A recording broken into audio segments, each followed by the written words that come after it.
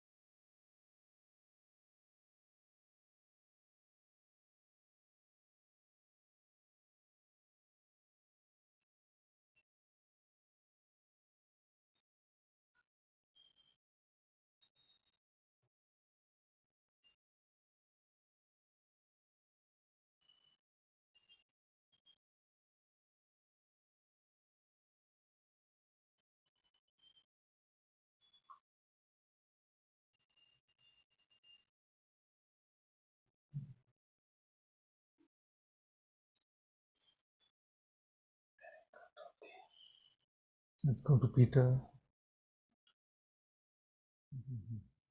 Namaste, Father. It's kind of a question about the insecurity, if that what is happening here is coming from God's will, or if it's still somehow the mind.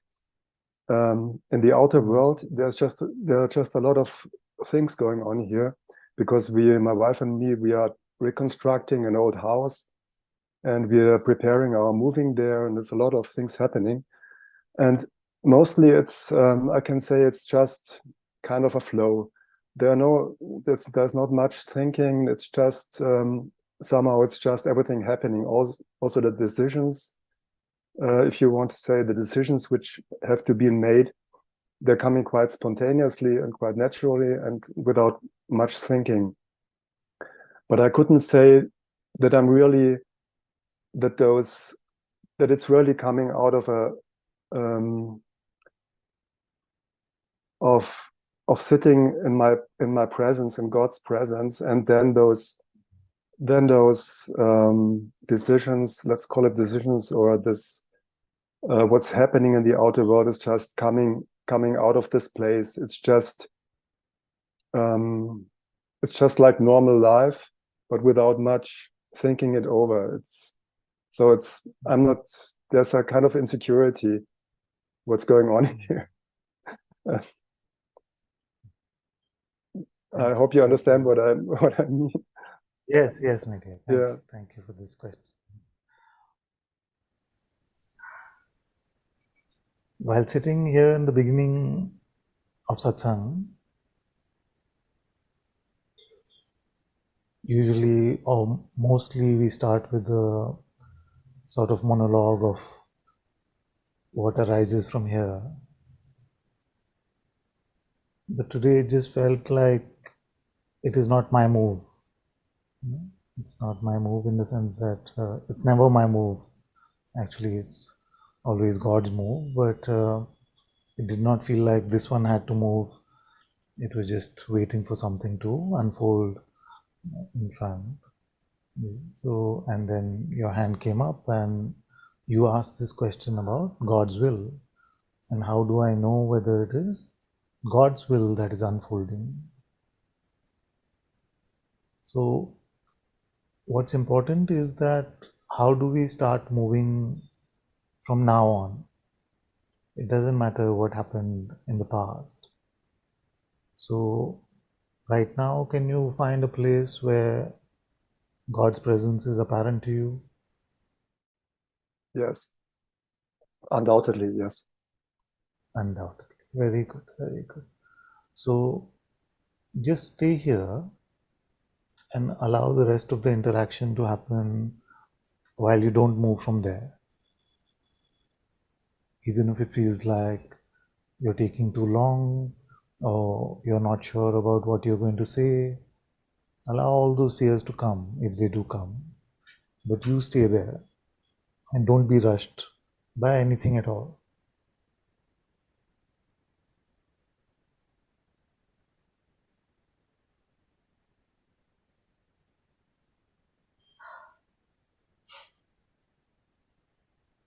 From this place, what I just said is just a report about things which are already dead, which don't have any importance right now.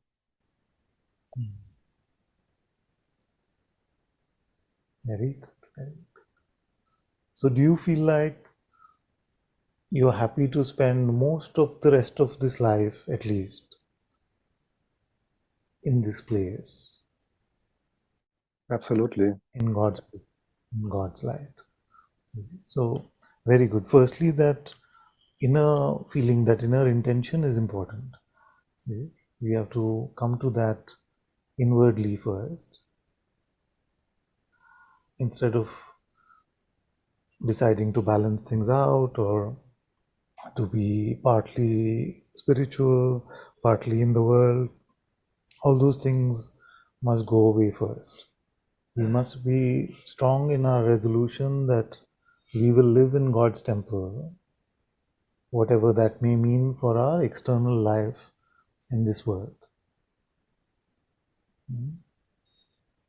So that's very important. So, how many of you feel like you want to do that? Fully? Or at least 10% we can leave for the world? Or 5?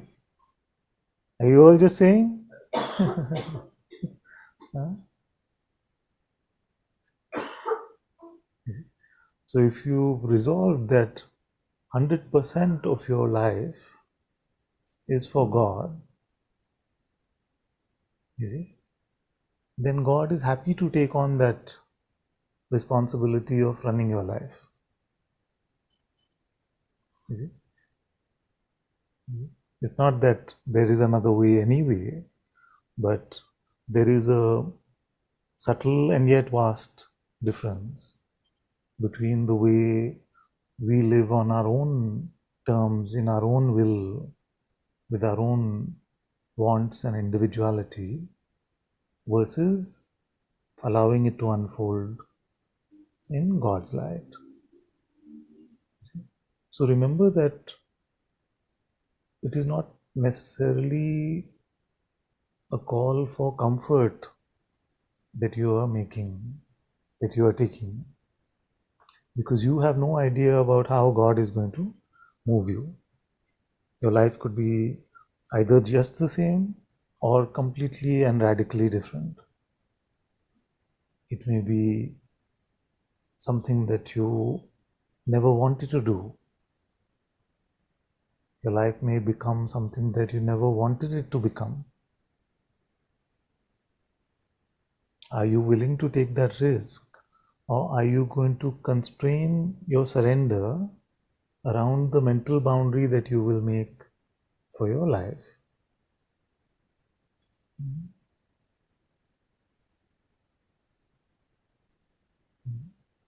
And what is the boundary at which we draw the line and say, no more? I've given you enough, God. If you push me beyond this, then I'm sorry, I'm on my own. I can't go that far. You see? That is the boundary of our faith.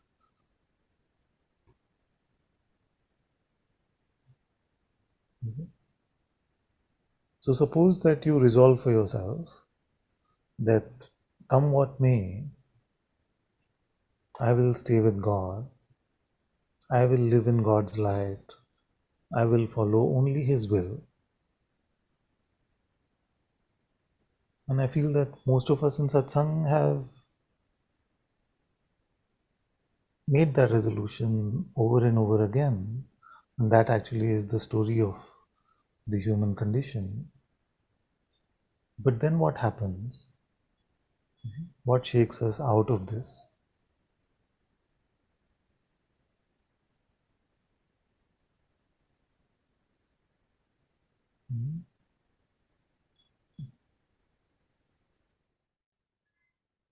Father, it's what you just said.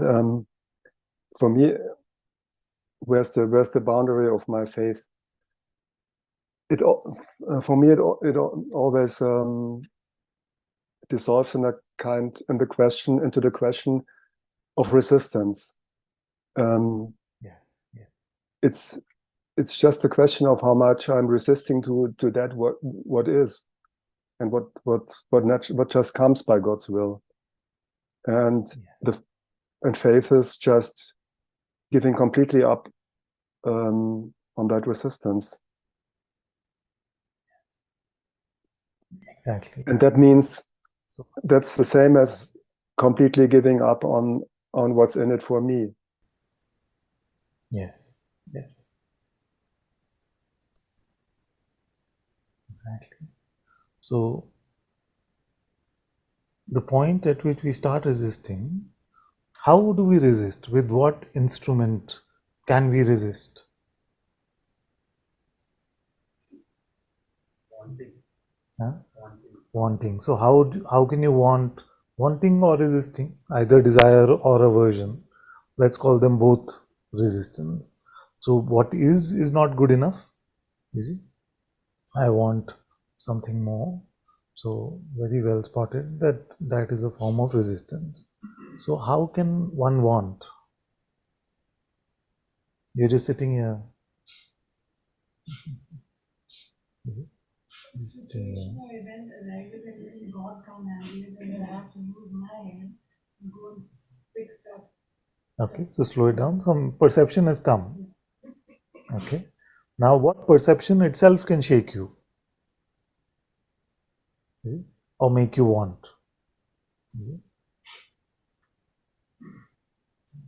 What perception itself can make you want something or have a aversion to what is appearing?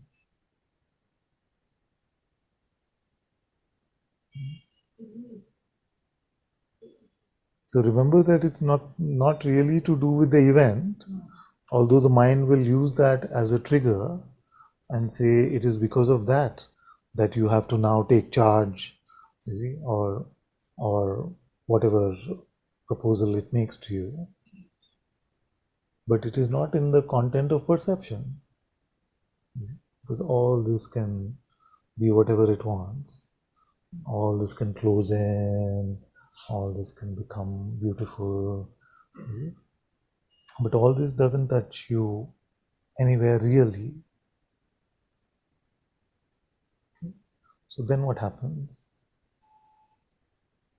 And also notice that even without any event, you can suffer. Things may be exactly the same as yesterday, but today you may suffer more than yesterday. So what could be the reason behind that?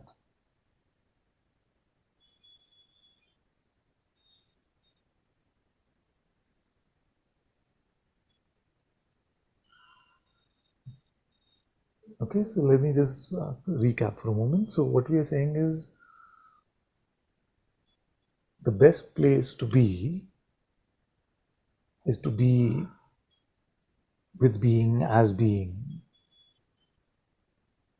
And this being is God's presence, is God's being. Nothing comes close to this. Yet how is it in this human play we move away from this?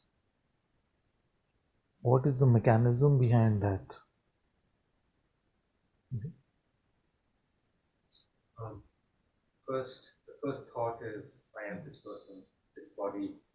Yes. Although there's sensations in me, although there's, it's a sensation in me, and it's only arising in the waking state, but I take that one to be the absolute me.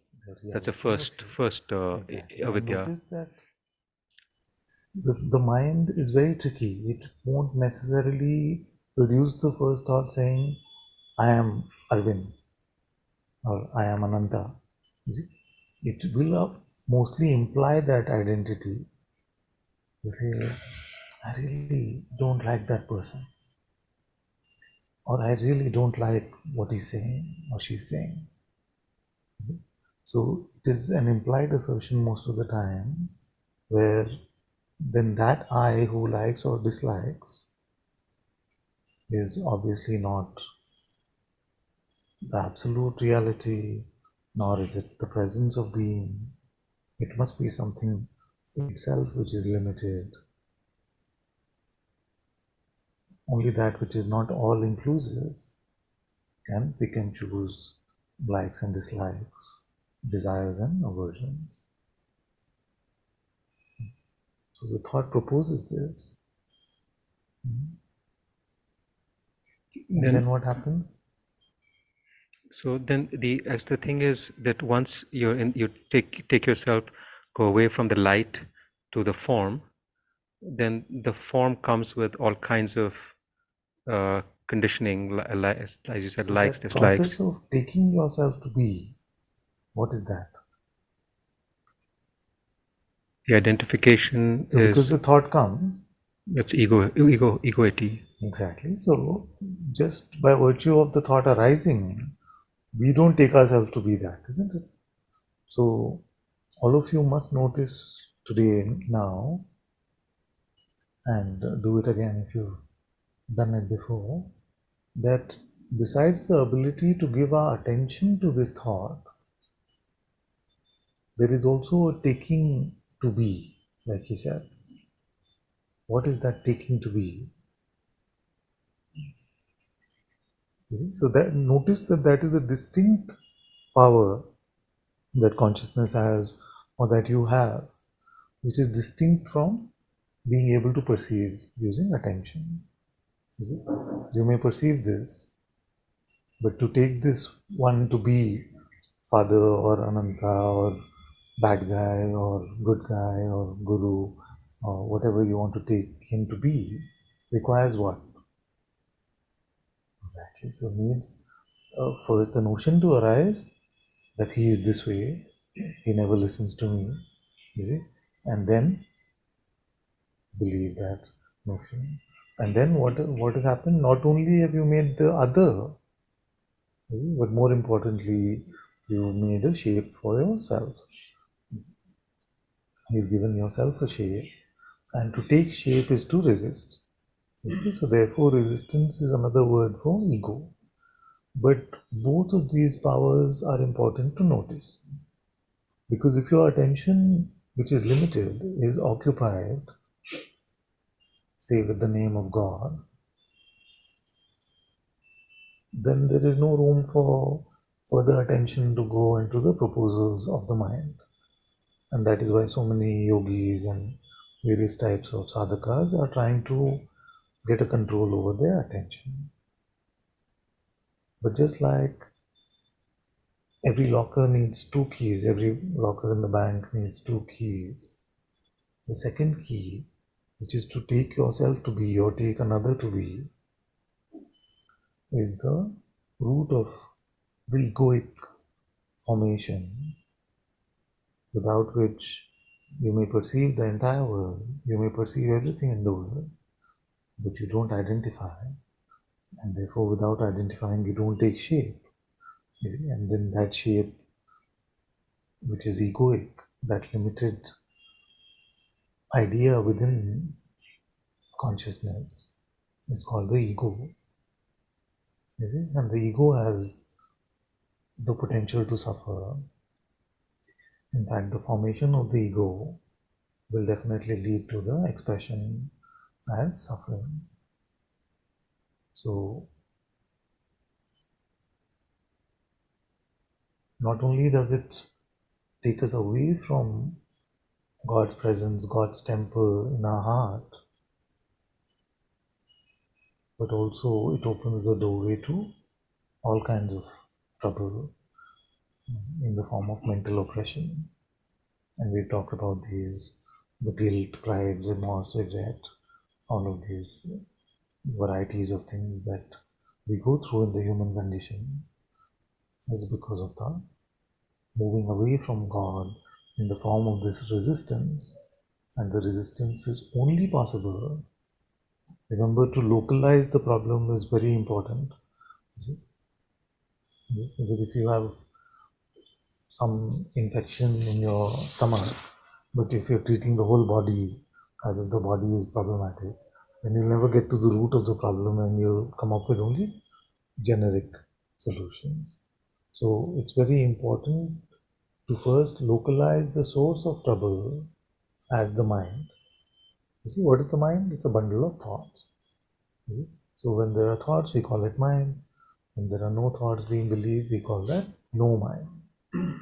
So notice that all the trouble, all the suffering is only because of this mind, and specifically because of our identification or belief in the mind.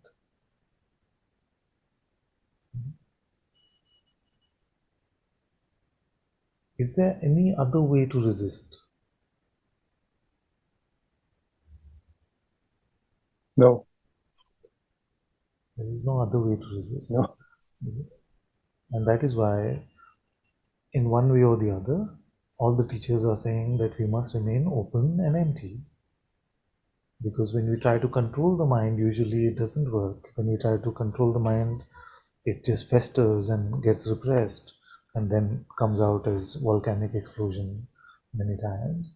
Instead of that, it is better to allow it to come and go, remain open and empty, but don't grasp onto anything, don't latch onto anything with your belief. So that is such a beautiful way to be, because that is the only way in which we can just be. All of us have heard that we must just be. The only way to just be is to be open and empty, because in the grasp of a thought, we may think that we grasp the thought, but actually it seems like the thought grasps us. After we've grasped it, we are under the stupor of the thought. You see, it's like a hypnosis. So we get hypnotized by desire, we feel like we are not complete, we can't be complete till we have that one or that thing, or we are not complete. If something is in our life, it has to go for us to be complete. So either way, it causes this resistance.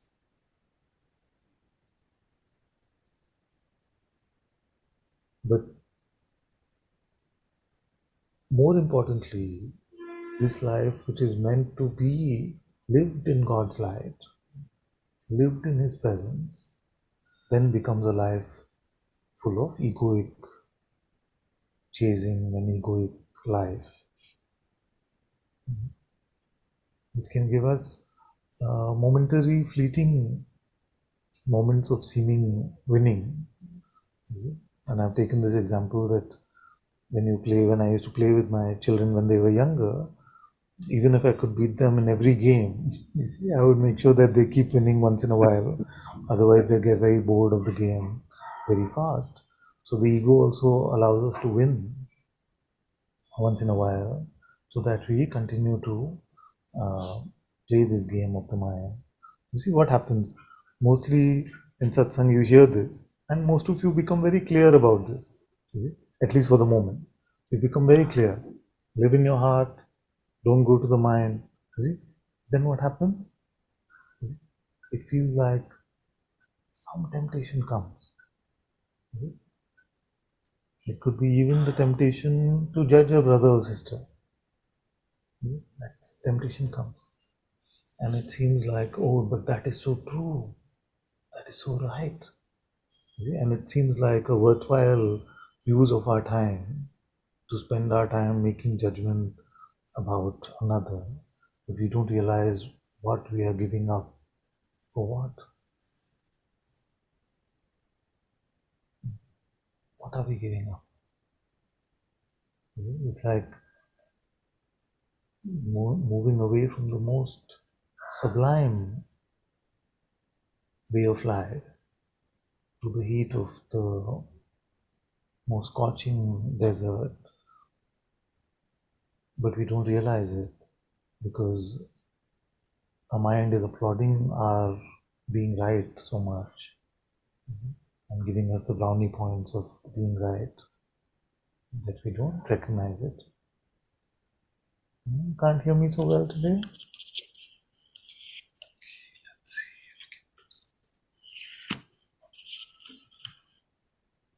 Let's see if it gets better like this.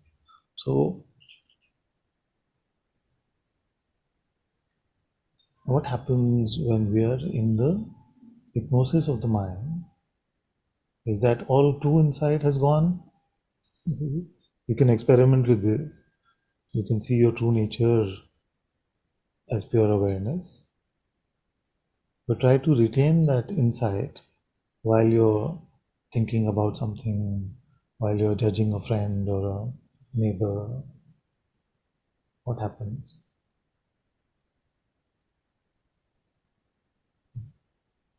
Can't do it, can't hold on to it.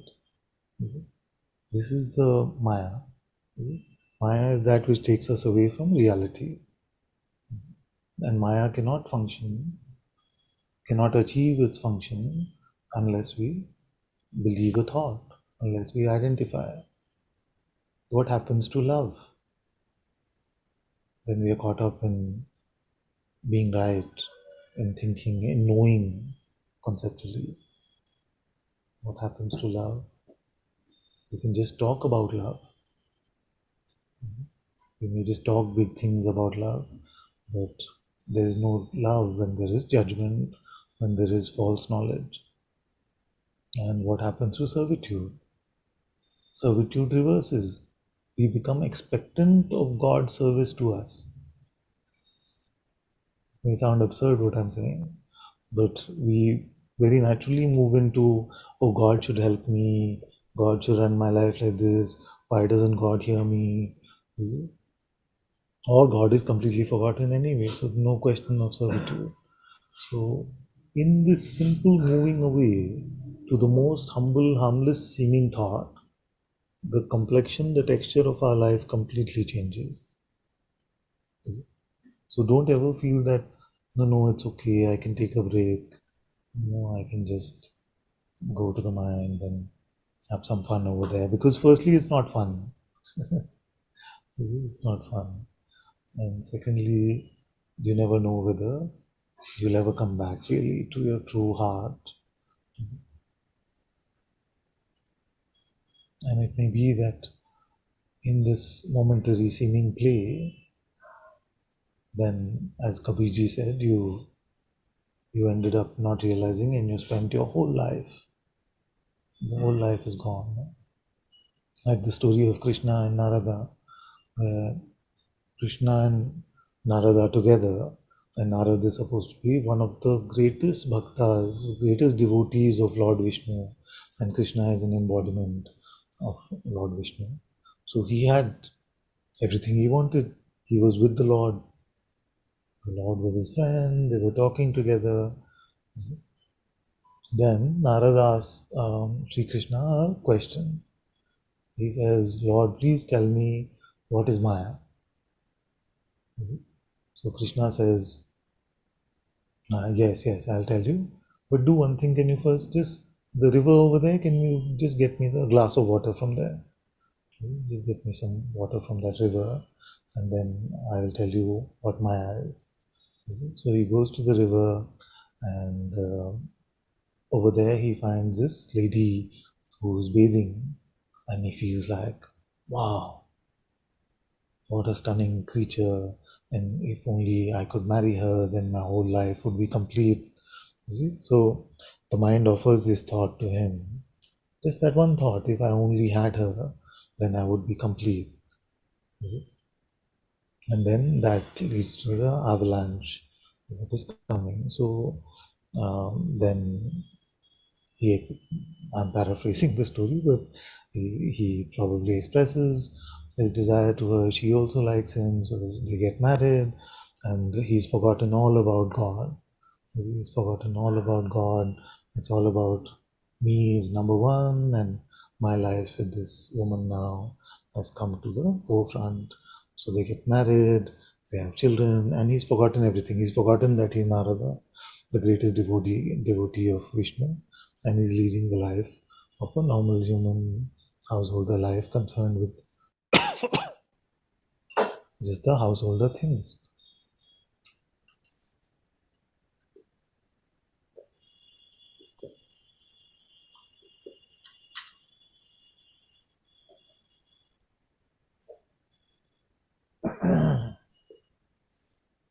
So then what happens is that one by one, all his attachments start to be taken away by death. So there's like a flood that comes, the river starts to flood, and this woman, she dies, the house is underwater, the children die as well, and Narada comes into a deep suffering, a deep sorrow.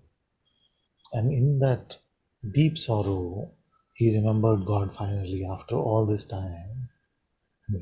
And he prays to God and he says, please help me, save me from this. And in that instant, when he turns to God, he's back with Krishna. He's back with Krishna and his life is back to what it was. That whole thing never happened. So God's grace completely took care of it. And he says to Krishna, what was this? Where was I? What happened? So Krishna tells him, Narada, you wanted to know what is Maya. And this is how Maya operates. This is what Maya is. So don't buy into the idea that if you live with the mind, it's all right. You're only going to play for some time and then you'll be right back with God. Because there's that one thought, and how many times have we seen it even in Satsang, that just when someone is coming close to finding a true life in God, the best business opportunities come, the best relationship opportunities come, the best everything that seemed to be missing for all our life suddenly shows up. How does that happen? It was missing for all the 30, 40, 50 years, and then suddenly it came. That itself is a clue, isn't it? So it shows up, but it doesn't matter what shows up. If you don't buy a notion about it, if you don't buy your thoughts about it, it'll be like a passing cloud. It doesn't matter. So we must all live our lives like Narada, living in Krishna's presence without getting distracted by thoughts of desire, thoughts of anything at all. You must let Krishna run your life. He will guide you, he will move you. What else do we want? So to resist, it actually seems like a defense of ourselves, but actually is an attack on ourselves. We may feel like a resistance is we are defending ourselves against something, but actually it's a mind attack. The mind is attacking you, your reality, and and getting you back into mental operation. That is how this human condition it plays out.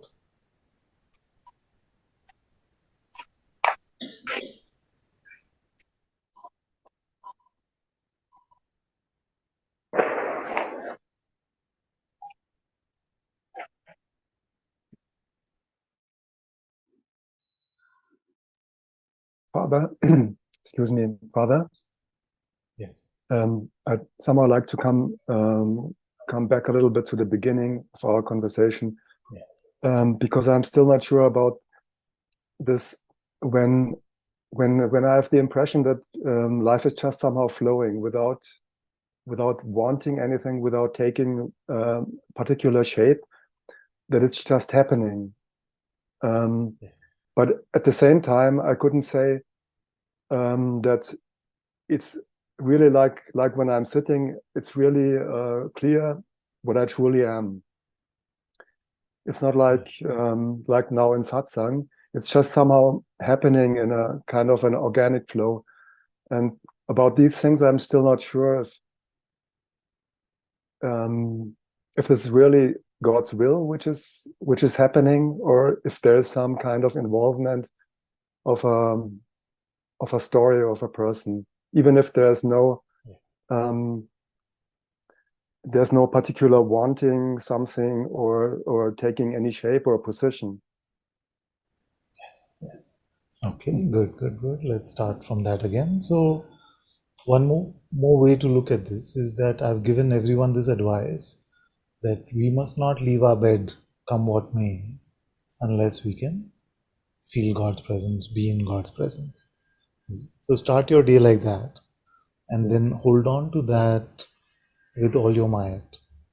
And initially it will seem like you may have to use a little bit of your attention to do it. Although worldly functioning can happen very naturally, but before this becomes fully intuitive, you may feel like your attention is anchored now in the presence of your being. And in fact, that's where it's coming from anyway. So you'll just start to notice that more and more. So don't leave that presence through the day. And when you do, because all of us do, then just without making yourself feel guilty or trying to figure it out or understand it, retreat back to the present. That is the beauty of this presence, that it's quite palpable and tangible for those who can confirm that they have found this presence. You see? So it becomes a literal anchor of our life, and we can live anchored in that holiness. And for those who feel that they haven't yet come to this presence, then they must devote their whole life to finding God's light within themselves. Nothing else must take importance for them, because without this anchor of a truly spiritual life, even our insights and awakenings don't seem to last. You see, even they seem to fade away unless we live in the temple of God in our heart. So stay over there and allow that presence to move you.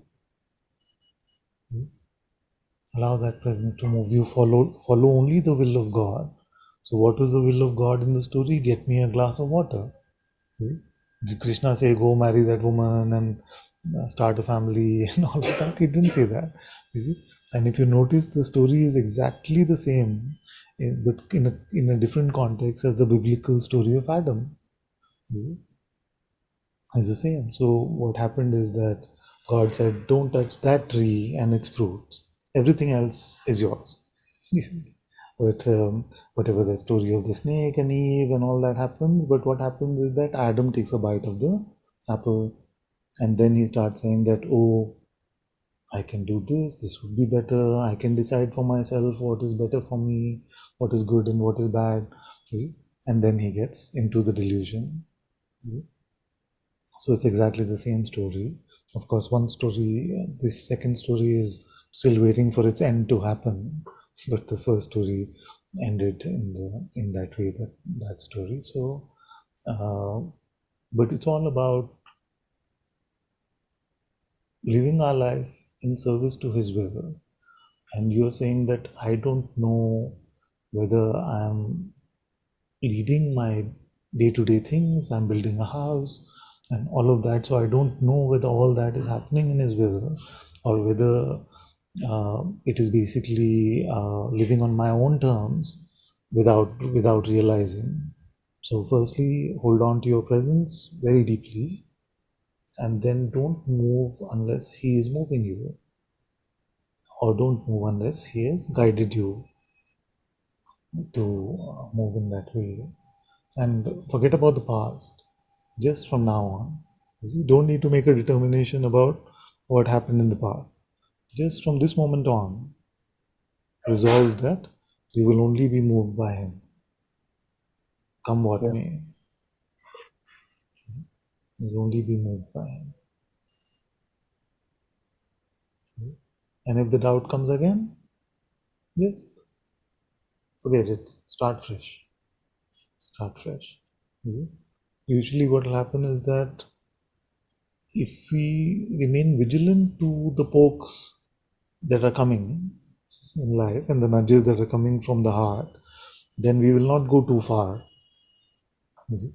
When we come into some sort of bravado and we say, no, no, no, I am the self, nothing can happen to me, nothing is happening because I am pure awareness, but it's just mental, it's not lived like that, then we refuse to follow the nudges that we are receiving or the tiny slaps we are getting from God. So we don't listen to that till God has to create a calamity in our life or shake us up fully so that we start to listen. So don't wait for that big crisis to come. Follow the nudges. So if you're living in the presence, you know very well what is a nudge, you know very well what is a poke. It's only when we lead a mind-driven life that we become oblivious to all of these things. We don't notice. Our sensitivity goes away for some time, it seems like. No? It seems like we're just so much full of ourselves that we don't notice we're hurting other people. So we're feeling a lot of our heart is trying to speak to us very loudly at times, you see, but we just come into like a blind spot. So in those times, in fact, in all times, if it is not clear what our heart is saying, then we must follow the guidance of the Guru. That is why the Guru is available to us, because you can count on one who you have seen lives in the light of God. So you can follow that advice. If there is no Guru like that to guide you, then you can read the words of the sages. If you can't find any of the words of the sages, then any scripture, and some scripture which is rooted in a true religion, a true spirituality, all of them are pointing to the same truth. So refer to that for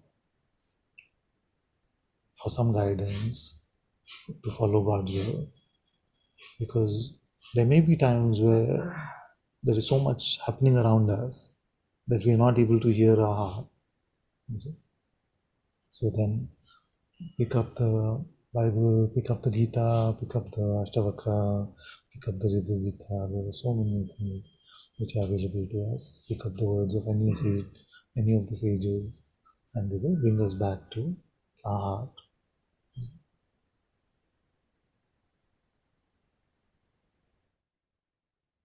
Thank you so much, Father. I just wanted to add something to, usually I'm not staying in bed until it's clear who I truly am, but I'm getting out of bed and right into the morning, into Guruji's morning contemplation. That's what I do. And it's the same. And it's really beautiful, and it's such a wonderful start in the day. Very good, very good. Very good. Very good. So you can start with that, and the point of all contemplations is to bring us to God. So that's very good. Very good. Thank you so much, Father. Love you so much. Don't leave the contemplative inner space till you come to God's presence. You see, because many times I know that this can also happen, that we follow a guided inquiry or the invitation or whatever, hearing some satsang, but we're just hearing it, which is good to hear even like that, but try to follow that you don't leave that contemplation, you don't leave the guidance that you're receiving till you come to God's presence. Because I really seriously mean it when I say that you don't want to inflict yourself on yourself and you don't want to inflict yourself on others. So it will cause suffering both ways. So even if you feel like my whole day will go waste, I've not done anything, I don't know what the builders are doing to my house, all of that, fear may come, but don't leave. Don't leave. And if you ended up leaving, something happened, was urgent, or something happened you forgot, and you just jumped into the ego and life, then don't worry. Start then. Start then. The point of none of these instructions is to make you feel guilty or unworthy. You see, it is just pointers to how to live a true life in the light of the heart. Yes. Very Thank you so much. Thank you so much, Father. welcome.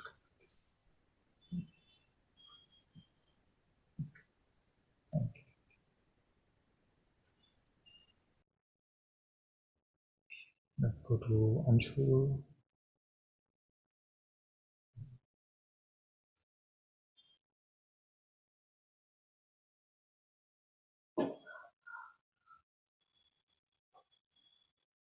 Are you there, my dear Anshu?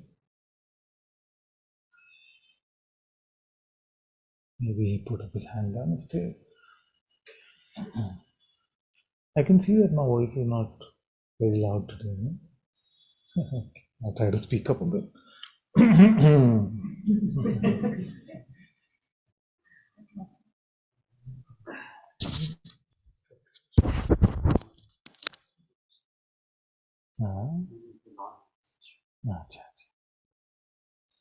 Okay, let's go to Muni.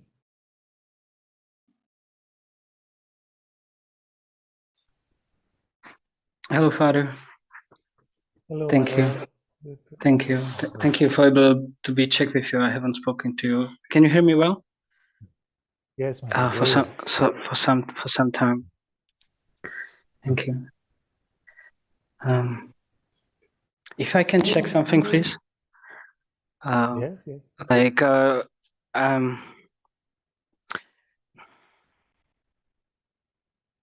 somehow, like I'm always so like these days. These satsangs have been so powerful somehow. Thank you so much for them. And I'm just like so somehow so touched also when you say like it's just so touching somehow. Like imagine Krishna sitting there on the table, like not on the table, on the bed, for example, and then like he's actually sitting in your heart.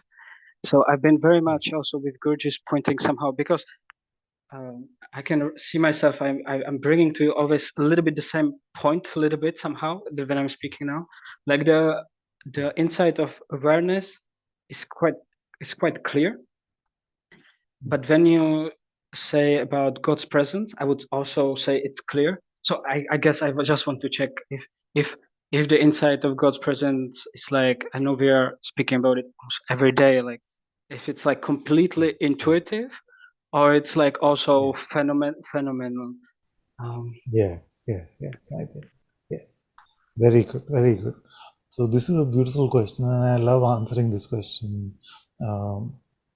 But although I love answering this question, the answer may not be very clear. So you have to keep asking till it becomes very clear. So, like you said, awareness as the absolute reality of the self is apparent to you.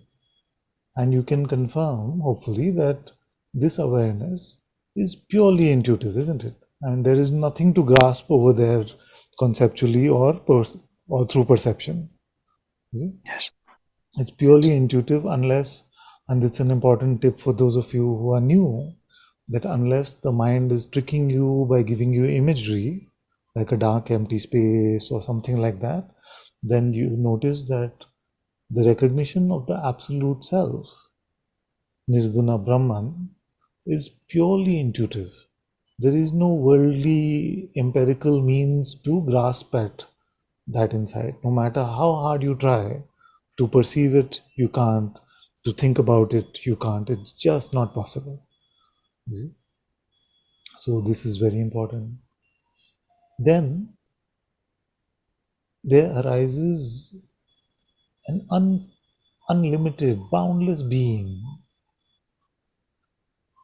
which we call consciousness, or we call God, and we can call awareness also God. It doesn't matter. The terminology is not so important, but usually how we refer to God is that boundless life, the boundless being.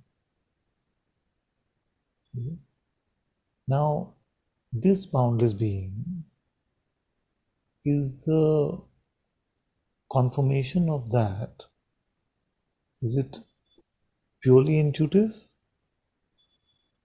What is the answer to this?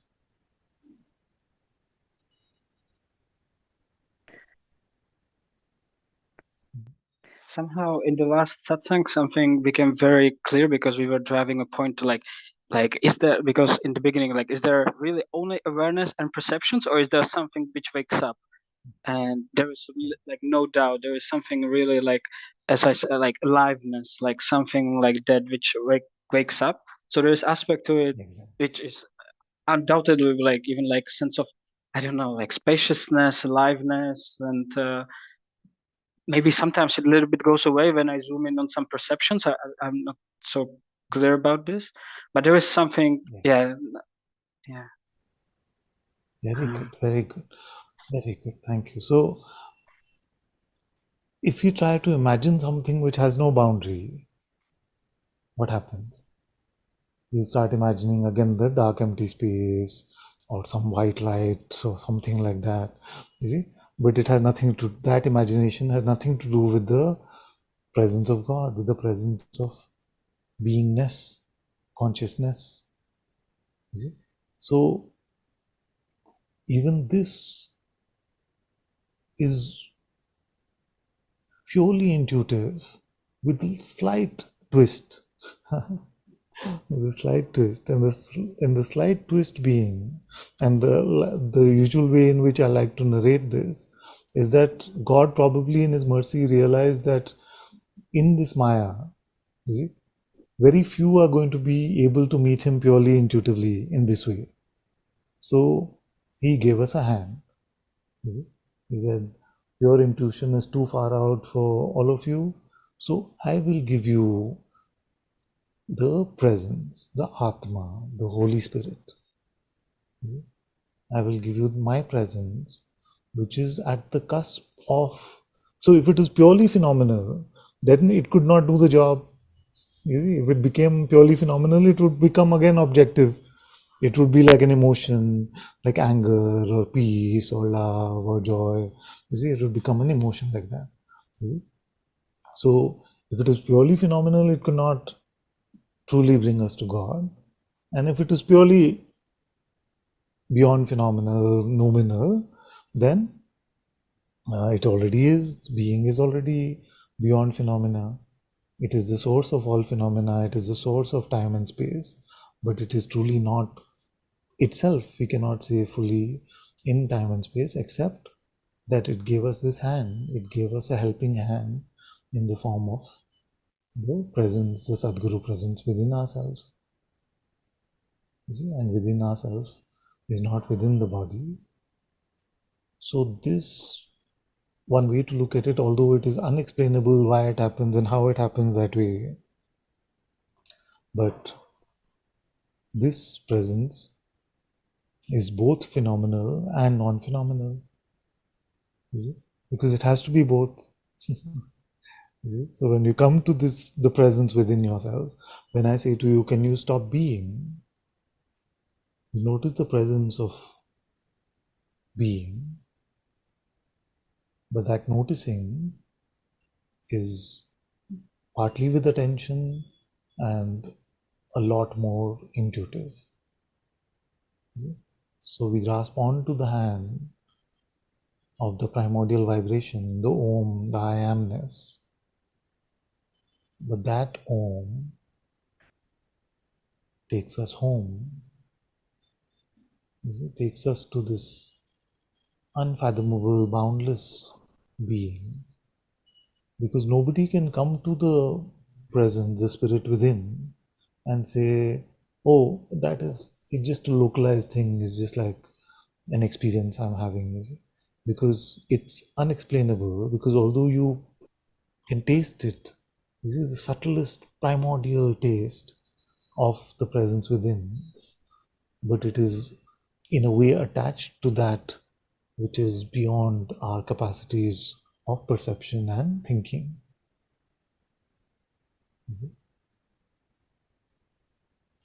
So we take this hand of God, and in the light of the hand of God, in the light of the Sadguru presence, then the vastness of the Saguna Brahman, the vastness of the being becomes apparent to us. And also with a great innocence and simplicity, that absolute reality which is aware even of being and not being. These are actually stunning things. You see? So try not to capture them in your mind, because these are things which are so beautiful. They are beyond time and space and beyond this universe. This is the abode of God, the throne of God. So don't let your mind normalize these things because you know the terms like consciousness, beingness, I amness. You see, don't let your mind grasp at these terms. What are we saying? Beyond time and space, there is God in His vast being. But the very same boundless God also lives in your heart as His presence.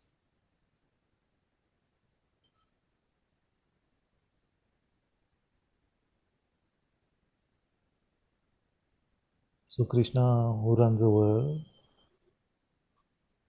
is unfathomable to us. But in His mercy, He gave us His finger to hold on to and be led to Him.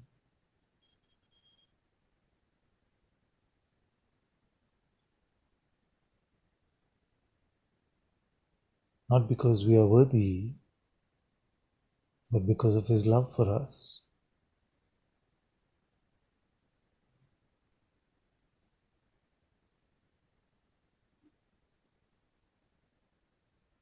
If you take these words literally, without getting your imagination involved,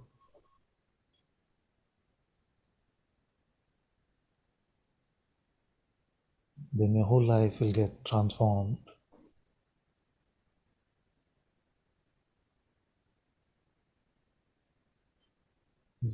So, why I said without getting your imagination? Because sometimes with your imagination you can play and it's very sweet. You can visualize the forms of God and all of those things. It's a beautiful devotional play. But we have to meet Him in actuality, and that meeting has to take our breath away. We have to become astounded by it every time. So beyond imagination, beyond our constructs of what God is like, through His presence, which is such a beautiful privilege for us to experience, we can go to His absolute reality. So my job is to try and make these words as literal as possible for you. See, as literal as possible for you, because I know, having been a spiritual seeker, that how many years I spent just hearing things poetically. You see? So beautiful. Ah, how nice. How nice. You see? But not meeting them literally, like a roadmap. You see, like a roadmap. So I'm telling you about your inner roadmap. This is what your reality is. And if you compare that with the minor play of this world, it's magnificent in its beauty.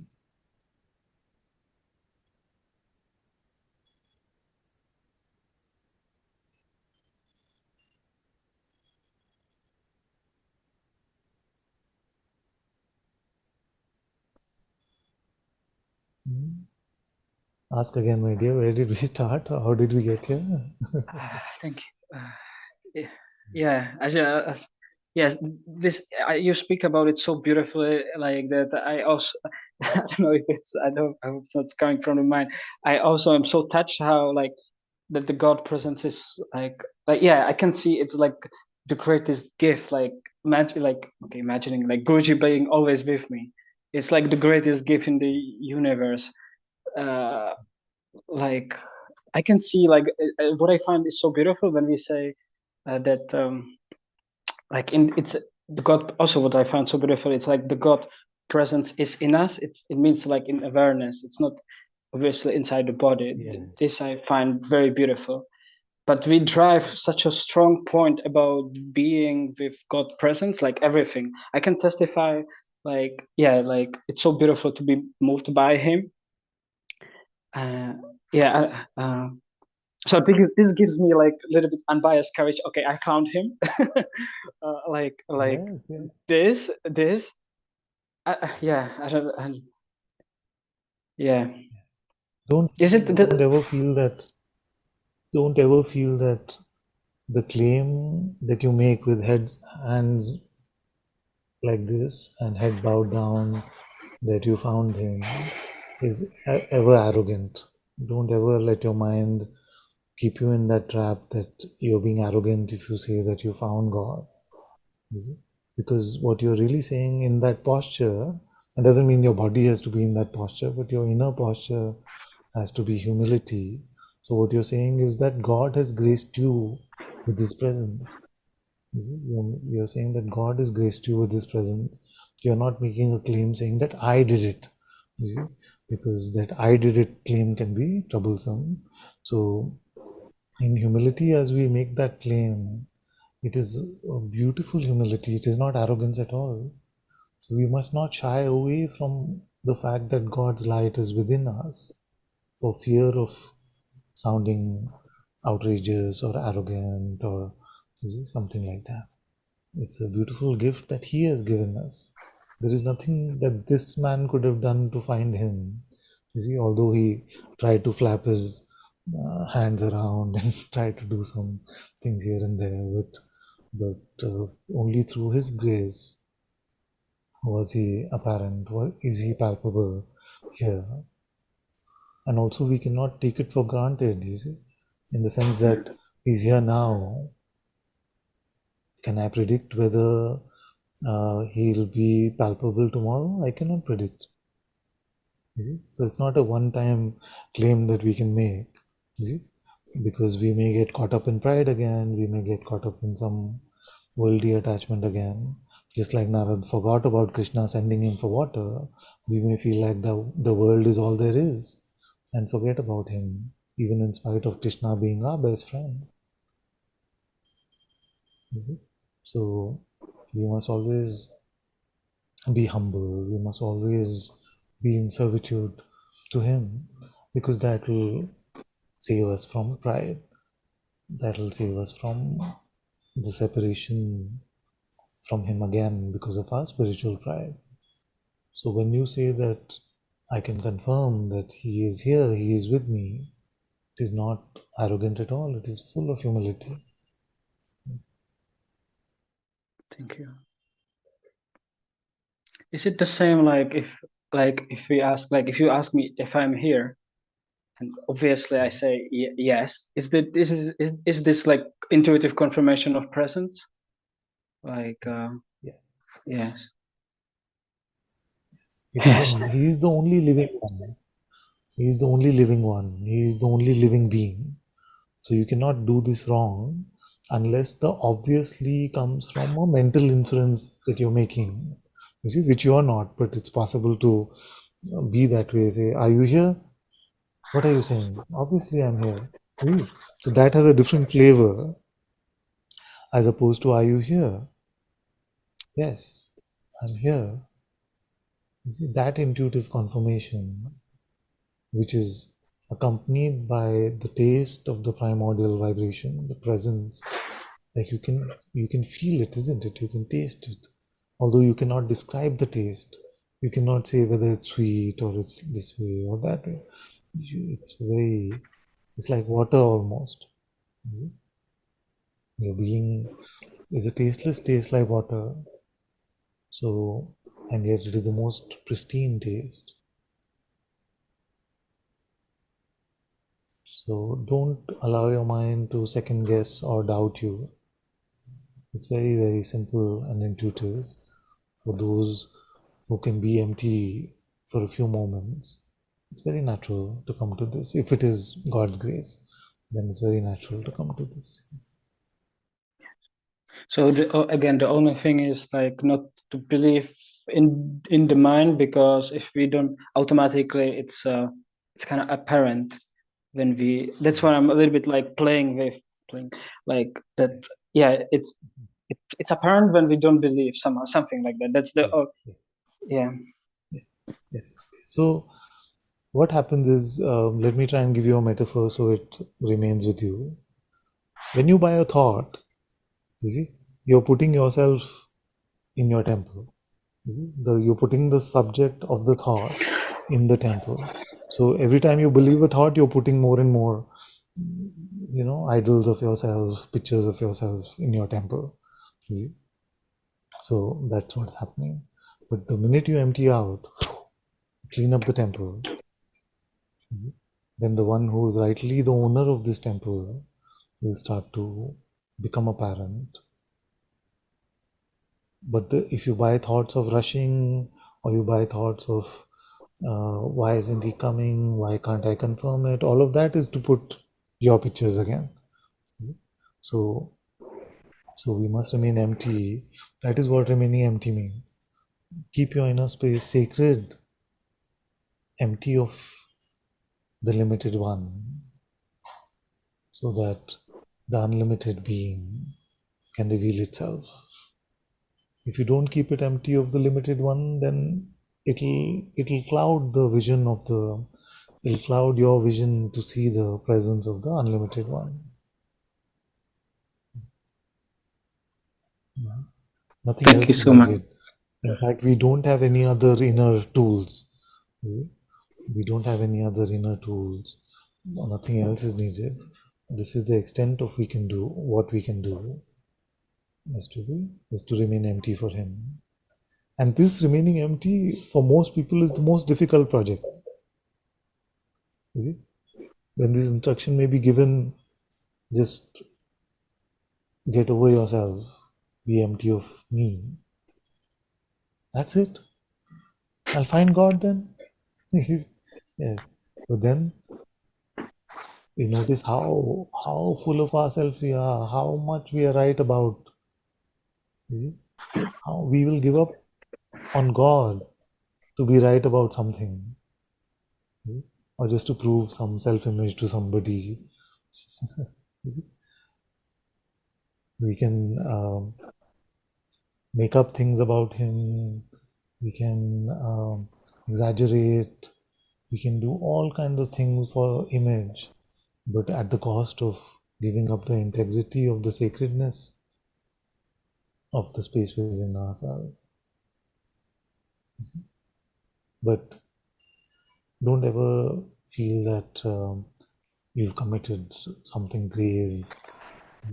Nothing. Just all of this is just persuasion so that you return to your emptiness and remain there.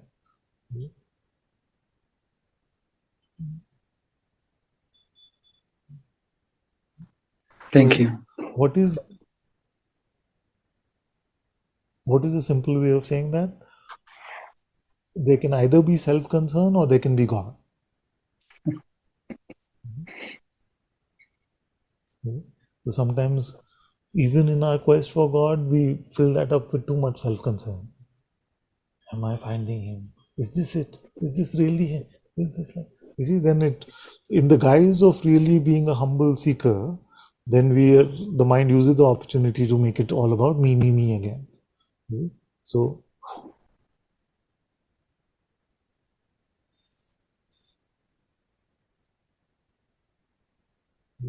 if God comes to you, it will not be about you. There will be actually no you to meet Him.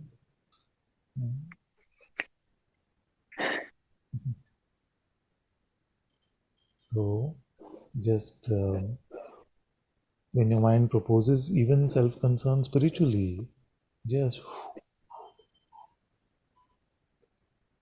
clean up your space.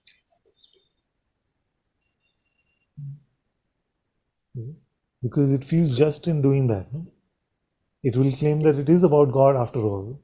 But if you really smell it, you will see that really it's about me. It's about my story with God. God is the side character. Really, I am the protagonist. You see? I am the main deal. And then God is incidental. Instead of that, lose yourself, remain empty.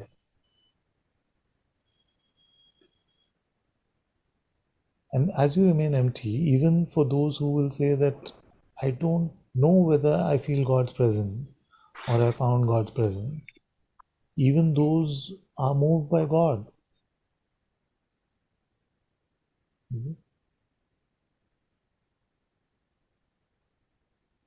The waking state will still come, movement of this will still happen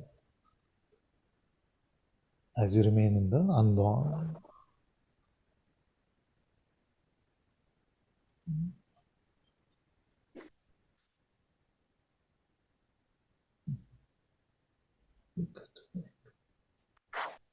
Thank you.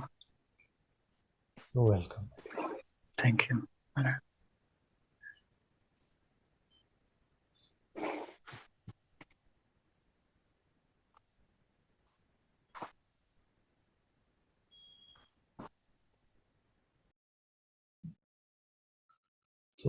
So one says it seems. It's a surprise. Sorry about that. So one says it seems like God is the Father, incarnation is the Son, and the presence is the Holy Spirit. Exactly. So when you say Father, Son, and the Holy Spirit, or you say Nirguna Brahman, Saguna Brahman, and Atma, or you say Brahman, Ishvara, and Jivatma, all of these constructs in all cultures and traditions are representing insights of the sages who came to him.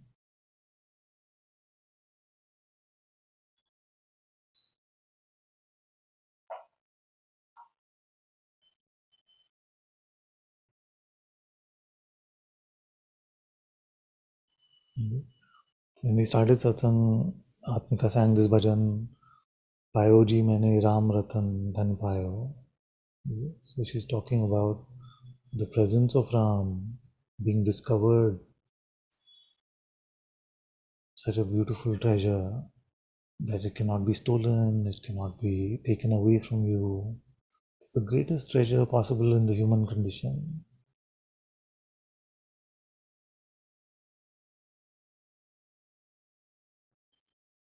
Coming to the presence of the Holy One within ourselves.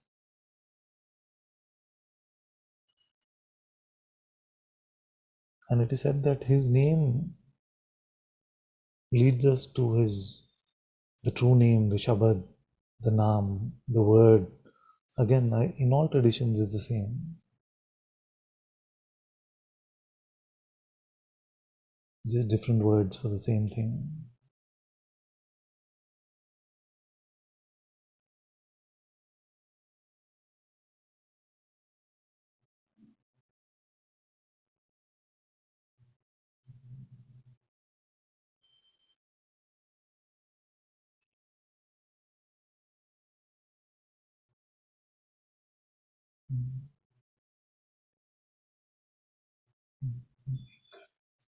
Kesha.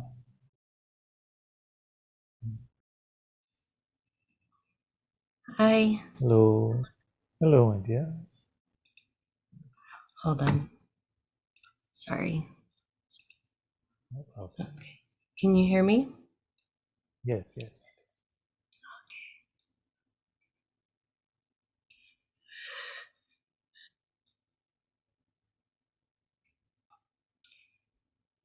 It feels like with the Heart Temple movement Yeah. that I'm just seeing more and more that it's not really about the gathering and the numbers of people who come and I fully expect on Saturday to just be me. But what's happening is it feels like the focus has become more on God because since the movement has happened and there's such a hyper focus now and deepening, and it's constant, like, and seeing the ways where I wasn't making life about God. It became so clear when this movement started that I was kind of hiding and only coming to satsang and maybe posting some nice quotes, but I saw the areas where I wasn't really living it. Yeah. And so this Heart Temple movement feels more like becoming the temple, like you said, everywhere you go. Yes. And yeah, it's just becoming so clear and effortless and clean and simple like that. So Good. Very good. Very good. Very happy to hear this report. And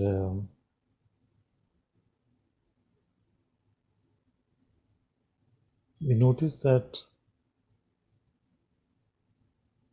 as our life becomes a real temple to His light,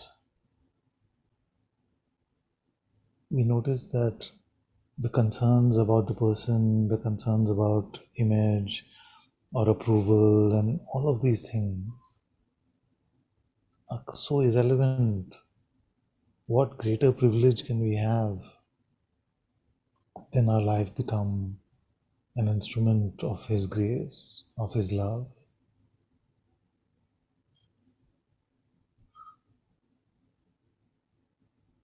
And to contemplate the privilege and the sheer grace that this fact is, that His presence is palpable here, He being the one. As we remember that, as we contemplate that, the self-concern starts to vanish in our life.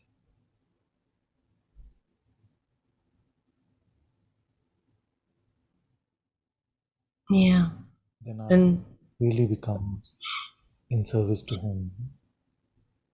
Please say. Go ahead. yeah, and when you know, at the beginning there were resistances naturally, like anyone else, you know, and but once there was like a true yes in the heart, a true yes, then it's those issues have become, like you said, they're they they're removed somehow, you know. They're not so much they're not so big anymore. And really valuing what you say, to live in his presence every moment and live from there and be moved from there. It's just so, then you're not worrying so much about the mind. And I do have self-concern comes up still, of course, but it's okay. It's not so much. Yes. It's never 100%. It's never 100%. But what a privilege that we can be like this. We can be more and more in servitude to him, in a surrender to him. It really is like that, Father, and like I didn't really understand before, but like being in service to him is really a way of being. It's not just action and words. You're naturally in that when you keep your eyes on him, and you don't have to speak, you don't have to preach, and it's just, yeah. I just wanted to share that. Very good, very good, very good. Turn this off for a bit. Squeezing. Very good, very good. And I want to tell you, why you're here. I just wanted to share that I'm really grateful for you and Guruji. Thank you. And Thank you, Ajahn. and I love you so much. Love And you this, too. Thank you. yeah, that's all. Very good, very good. Yes.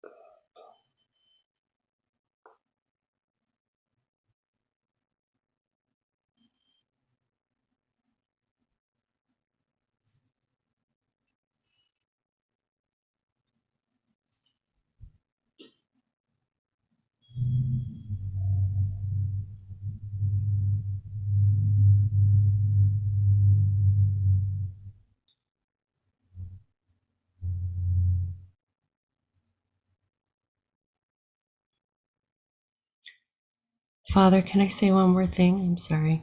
Yes. Like when you say the two wings to one bird, Yeah.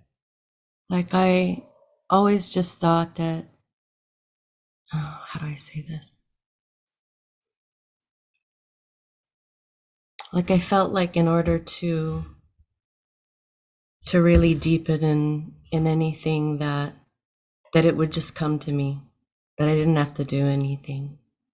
And like, there was this feeling like, okay, kind of like this lazy way of being, like, okay, well, if it's going to come to me, it's going to come to me, and I don't need to do anything.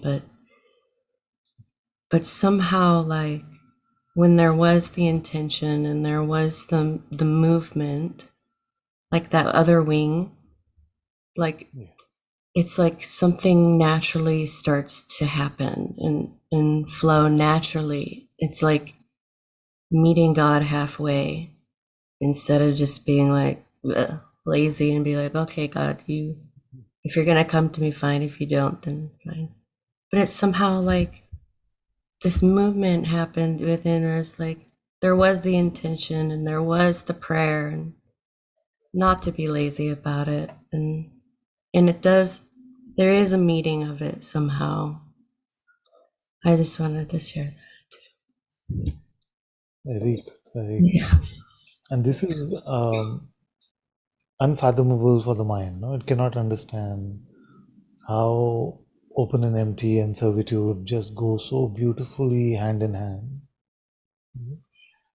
You can just feel like, because it is opposites in our mind, they seem like opposites and completely irrational, that how can one be fully open and empty, then live actively loving God and head bowed down waiting for His will to unfold through our life. Actually, it is very, very straightforward, not in the mind, but in the heart. That is the only way to live. Yeah, and you start and the way appears, like that one quote. Yeah. The one quote, if you start to move, what is it? When you start on the path appears, or something like that. Something about starting. I don't remember the quote exactly, but They also say a simpler one is where they say you take one step towards Him and He takes 100 towards you. yeah. So yeah.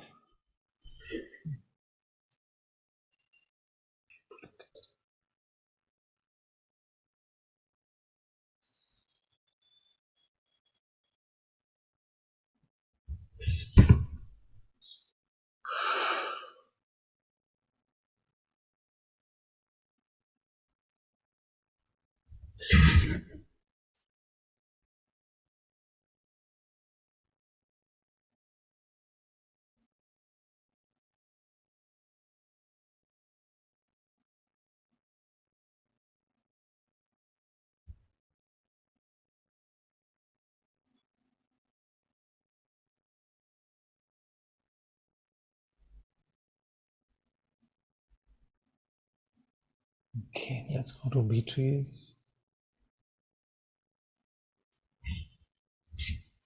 Thank you, Ajay. Thank you. Namaste, Father. Namaste, my dear. I want to tell you that in the contemplation that Guruji is giving us also, I see that, I see that I'm not so much the mind, like more deeply, and That you? also that the mind, the I, no, this Yeah. I is thoughts. It's not who I am. Yes. Like, and I'm not also the body. And this also, for that, the mind is coming also strongly, like,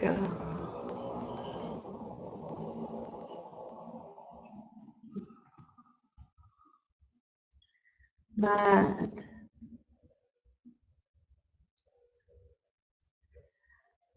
yeah.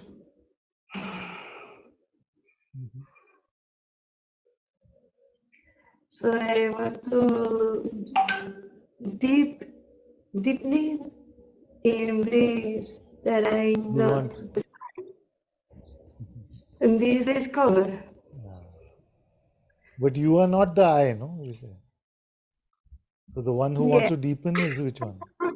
yes. Yes, it's like, it's the mind, no? And the body, Yes, but it's the I, body. I'm aware of this.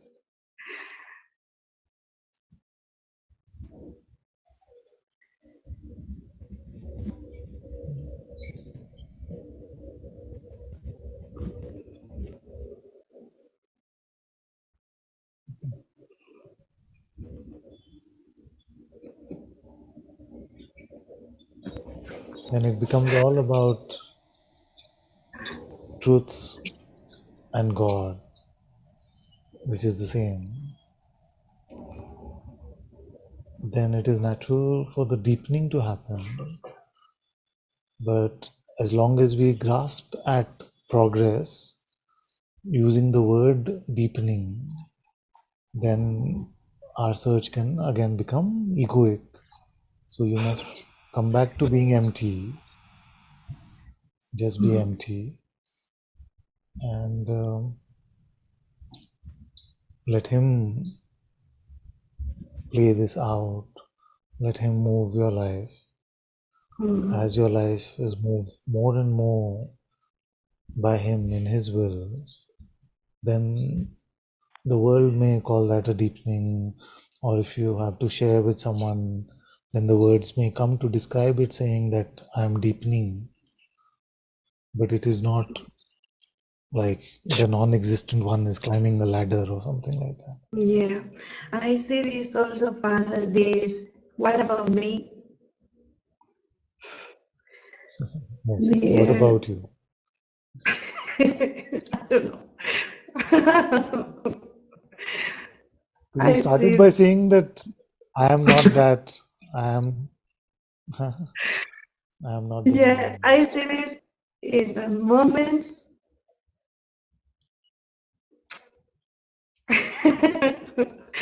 You see it only in the Yeah. moment.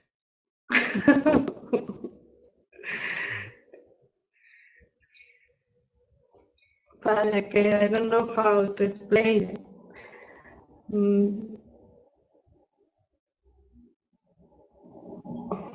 It's better to let go of our false self while we are still smiling.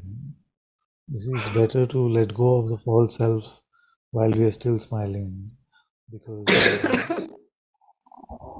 otherwise we have to suffer before we can do that. So use this opportunity, remember him and be in his presence without having to need to be in remembrance of him or to be in his presence. You see, there's a beautiful value in that, where you can invoke him, where you can be in your true insight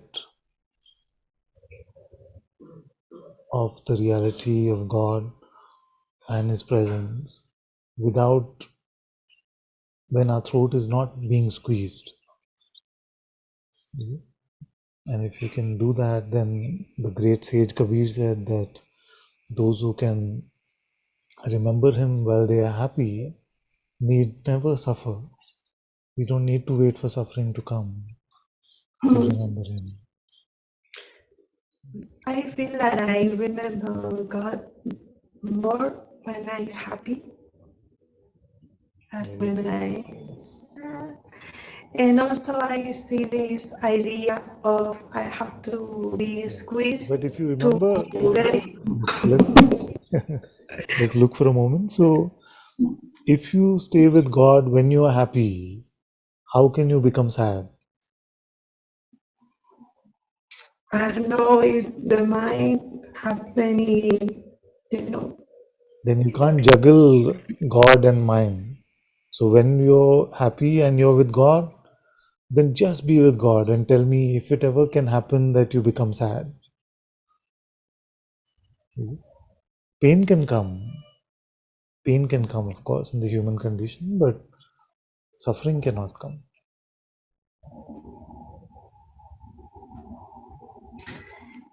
when you say Sometimes be with what God, happens you is know that mean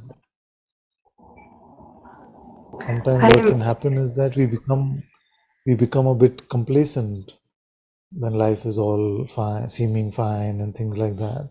So then we feel it's all right to indulge the mind a bit, have some fun, explore what else is there to life, and we go in that direction, and that leads to suffering, and then we remember, oh, okay, I've gone too far in that direction, I better come back home. So what you have to do is, now that in this moment, as there is a smile in your face, grasp God deeply in your heart and allow him to unfold your life every moment. Don't fall for the temptations of the mind.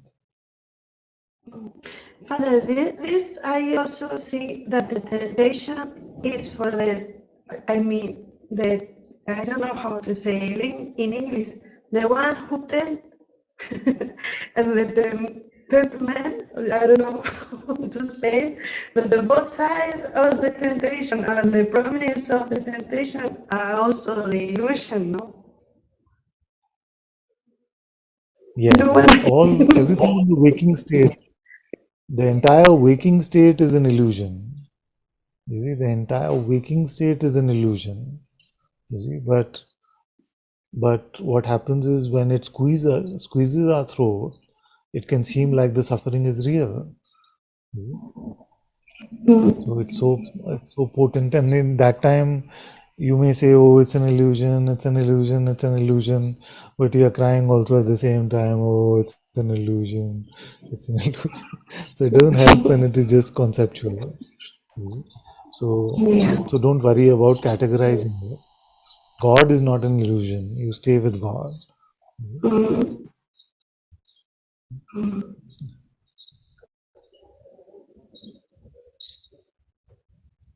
Okay. People have been debating for many thousands of years in India, no? In India also they've been debating in every part of the world, but India also they've been debating the nature of this waking state, whether it is real, whether it is Maya, whether it is completely unreal. Maya means both real and unreal. Both happened and didn't happen. You see? So all these debates at some point are helpful if they help us to detach from our attachments, our grasping in this world, and to stay with God. But if they just become about like an understanding, an ability to categorize, you see, then it doesn't really help. And those who just become mental about it and say, "Oh, it's just an illusion," then when life slaps them, they forget. The first thing they forget is that it's an illusion.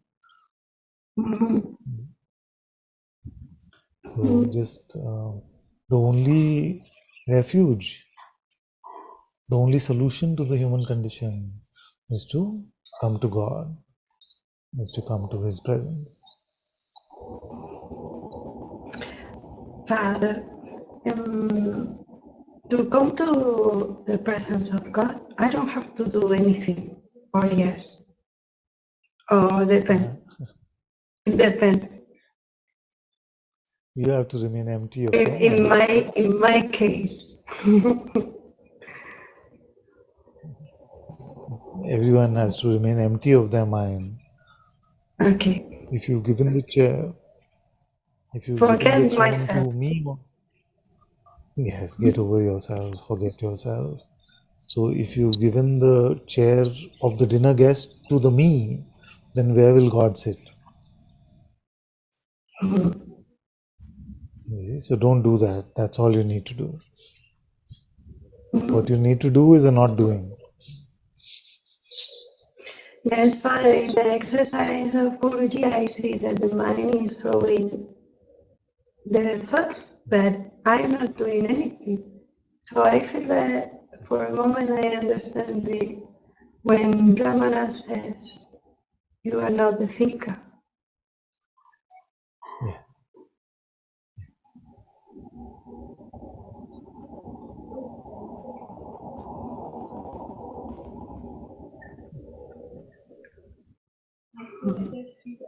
Oh my. Pressing. Yes.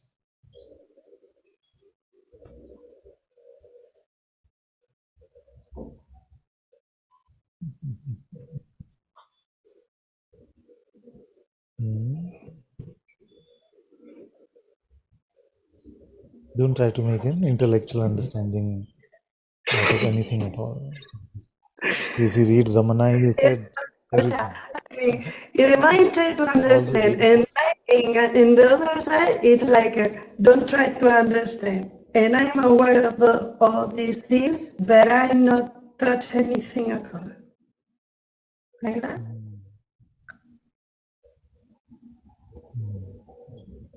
Yes.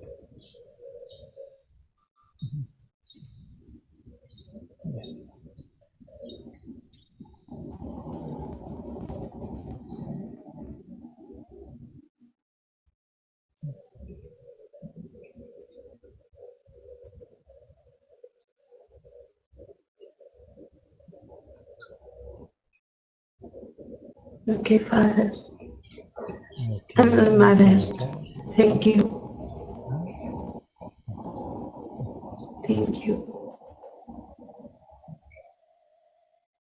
Okay, let's go to Karunamai.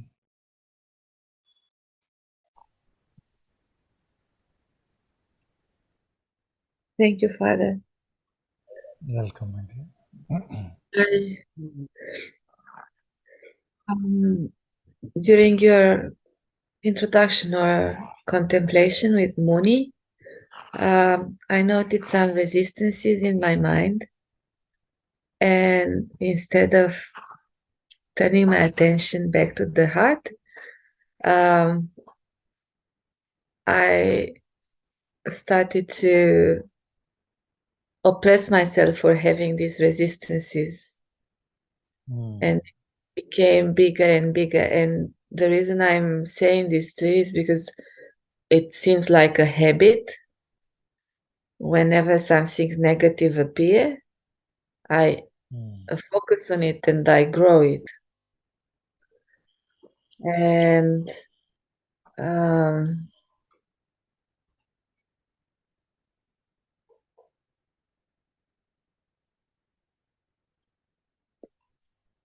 if you can help me and maybe guide me how to stop this tendency, because I think this is what happened also with the sickness during COVID.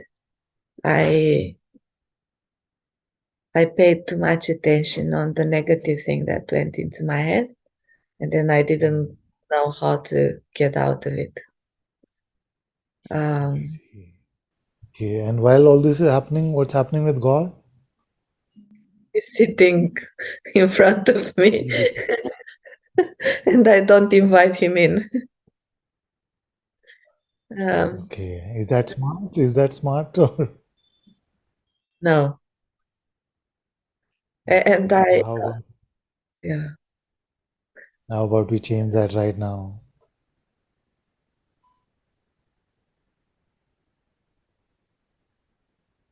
As I was telling Muni or Peter before that, they can either be self-concern or they can be God. You see, and even our spiritual self-concern is still self-concern. true, very true. And I also noted in this spiritual self-concern, I want God to do what I want. Yes, yes, yes. So is that more self-concern now? So now let's change that. Yeah. You say God is in front of you, but you don't invite him in. Yeah. It's better, it's time that we change that, because you don't want to wait for a time where it seems impossible to find him. No. So let's not take him for granted and say, you keep waiting while I fix my, issues, and then I'll get back to you.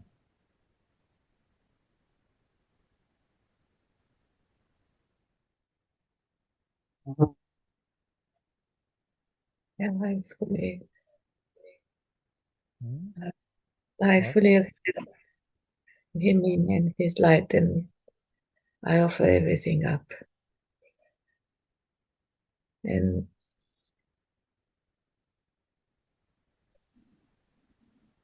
Okay, now for the rest of your report, make sure you include the word God in every sentence.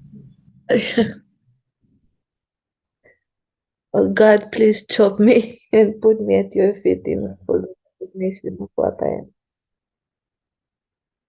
Okay, include God, but don't include I or me. Okay. God, please fully chop me and Yeah, don't include me. fully God remain on.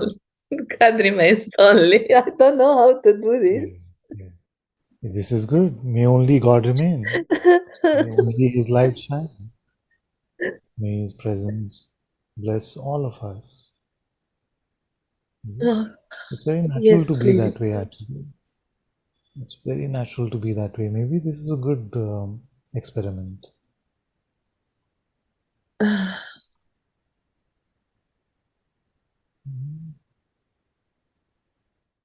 You did say to me once a long time ago to replace every I with God, and I didn't understand that exercise. It came to me a bit later when I thought I had a bit of understanding of it and tried to apply it, but there was still I and me quite strong then. Okay, let's start now then. Yeah, may only God remain.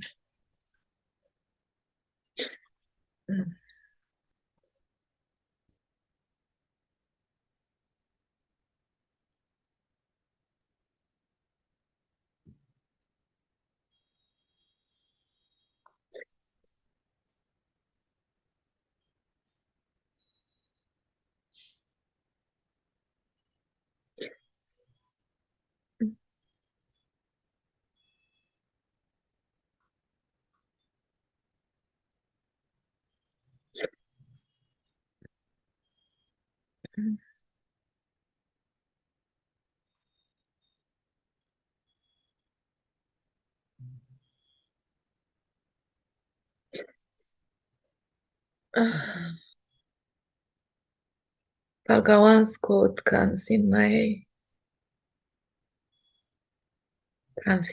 Sorry. My Father alone exists, nothing else, nobody else, and may this be alive in here.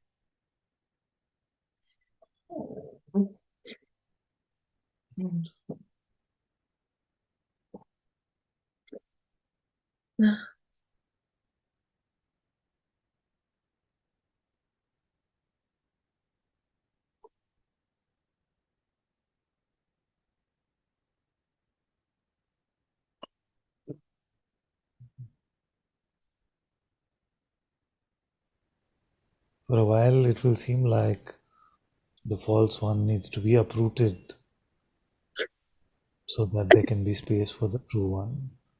So it can seem difficult to let go of self-concern. But when we dive in and we really look, like most of us believe that we don't have self-concern so much. Then when we start to notice, then we see that we find it so difficult to make everything about God. The me is at the center of all our narratives and ideas. So it's very important to uproot this false one in this beautiful way by not giving it any value, any belief.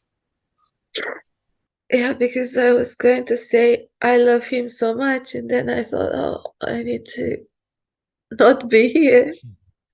So may his love. Many times we give him value because of the I love him so much. You see? Yeah. So I don't want it to become unnatural and convoluted in any way. Like there are many Advaitins who like forcibly try not to say I. You see? So no, not like that. Just naturally, but for as a experiment, just to notice some things, you could try this experiment and see how much of our time goes in self-concern. You see, versus remembering him for his sake. You see, remembering him is not remembering him so that he helps me, so that something happens to the non-existent me. For his sake. God for God's sake. Truth for truth's sake.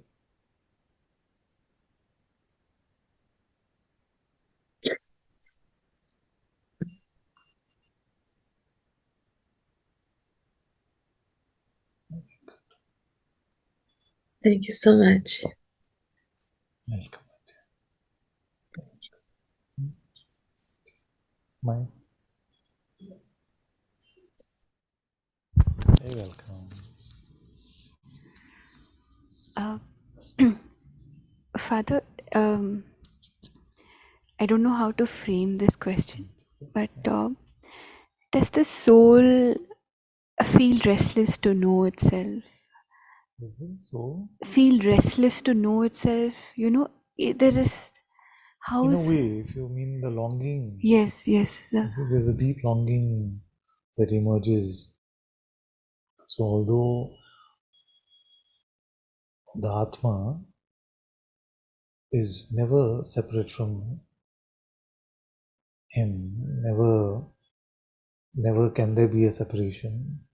But when this is the design of this play, that when we seem to leave the separation too much, within ourselves there's a heart calling, which we may call the longing, or like a divine restlessness, that you cannot rest till you meet him fully, till you come to him fully, till your love for him deepens fully.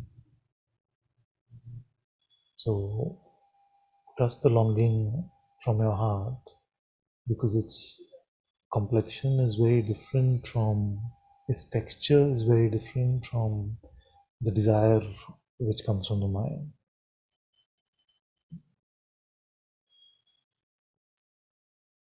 So it's a great blessing for those who have this longing, because it will not let them rest till they come to the meeting with the holiness in their hearts. It's like the alarm clock starts buzzing. Keep buzzing, keep buzzing. We try to drown it out with worldly distraction, but hopefully it is to such an extent that it cannot be drowned out. So that wakes us up, it leads us home.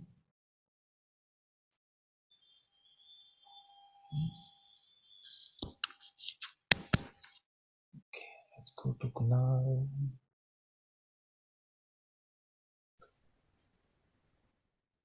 Hello, Father. Hello, my love. Yes, I would like to expose something to you today and be very transparent with you. I have been feeling very angry listening to you lately when you speak on service to God. It's like something in me gets very, very full of anger. And I suspect that it is the demon of pride or ego that is getting anger, but it's very strong within me, especially when you speak of service to God. It's like something in me wants to be higher than God. I want to be God. I don't want to have to be on my feet and bow down to anyone. And it seems to get a lot of intensity here. It's very, very hard to sit still and meditate, Father, with those feelings arising. Very good, very good. Thank you for continuing to stay in the heat of this frustration, this anger. It can happen, and it's very much to be expected actually, because there is very little the mind hates more than to have the head bowed down, even to God. And thank you for saying that what the ego wants is to really replace God, is to be God. You see, and the relationship it would love is to have God in service to it. Yes. God should become a wish fulfilling engine, like a genie for it, and it says, yes, this is how I want to live. Please, God, help me with this. And in return for my love and prayer to you, you must do this for me. So we're looking for God as an assistant, as a servant, rather than to be in service to Him. Because what is not apparent to us, maybe fully, is that our life is going to be in servitude either way. You see, it is going to be in service either to the mind's oppression or to God's will and God's light. So that which seems like oppression, which is to be a servant of God, is actually the freedom from the prison. You see? Because I remember what mental oppression felt like, and that is the most constricted way that we can live in this human condition. You see? And is there a third way that you could follow? Is there a separate me which is independent of mind and God, independent of head or heart, that there's a third party that you could willingly follow, which is me? You want to live on your own terms, you see, rather than be on servitude. But is there such a me? And if you look, you'll find there isn't one. So it is the one who has been sitting on our throne so long. And I love your report because you identified pride, you identified ego. So without even recognizing how right we have made ourselves, how proud we have made ourselves, even in our spirituality. So it's very good to notice these things, to face the heat, you see, because only the false can get shaken. Only the identity can feel like it's getting squeezed. And this resistance has come for many of you, if not most of you, that it is all fine till you are reminded that you are the absolute, you are that, the highest, you see, in which even consciousness takes birth. But when you're reminded of the other end of the spectrum, and the entire spectrum is true, where in the human condition, the highest we can attain is to be in servitude to God, to follow His will, to follow His grace, His light, to be an instrument of His light. This the mind hates because it was loving the fact that it is the absolute. So that's why both are true. And when opposites are true, then the mind cannot deal with that. That's why I don't know if you heard me talk about Achinta Bheda Abheda. Achinta Bheda Abheda means there is a inconceivable difference and non-difference between yourself and God. At one level, there is no difference. You are that. And at another level, even to be a humble beggar servant at His feet is a very high aspiration for us. We're not even worthy of that. Now the intellect hates these opposites. You see, it hates them. It would rather rest on the idea of Advaitic knowledge, which is purely intuitive, but it wants to make it mental. So let the anger play out, let the frustration play out. You see, allow it to release itself, because your pride will go like this. Pride will go like this. And don't expect it to 100% go, because even here it's a work in progress. I still surprise myself with the pride that shows up at times here. So although the insight is instantaneous and absolute, the path of bhakti is a lifetime project. But it allows the insight to remain uncontaminated.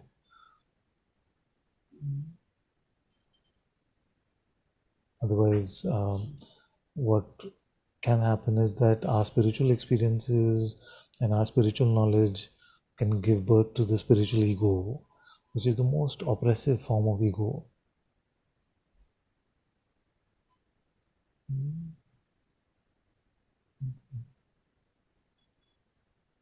What is the biggest message in the resistance? As far as what it's telling me, Yes.